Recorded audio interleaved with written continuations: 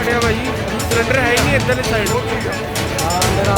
बम इतने ना केस होते सारे केस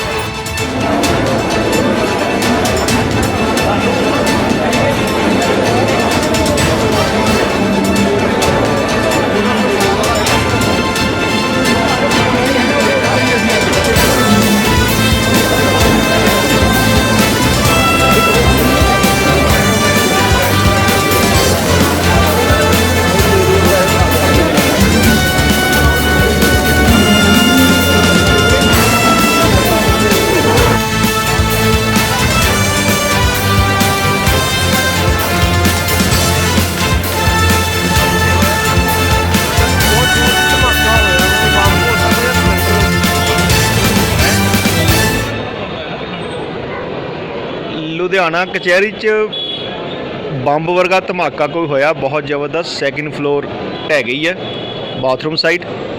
ਸਾਰੇ ਵਕੀਲ ਸਾਹਿਬਾਨ ਵੀ ਬੰਬ ਦੇ ਡਰ ਤੋਂ ਬਾਹਰ ਕੋਰਟਾਂ 'ਚੋਂ ਚੈਂਬਰਾਂ 'ਚੋਂ ਆ ਗਏ ਨੇ। ਕਈ ਵਕੀਲ ਸਾਹਿਬ ਆਪਣੇ ਘਰਾਂ ਨੂੰ ਵੀ ਚਲੇ ਗਏ ਨੇ ਚੈਂਬਰਾਂ ਨੂੰ ਲੋਕ ਲਾ ਕੇ।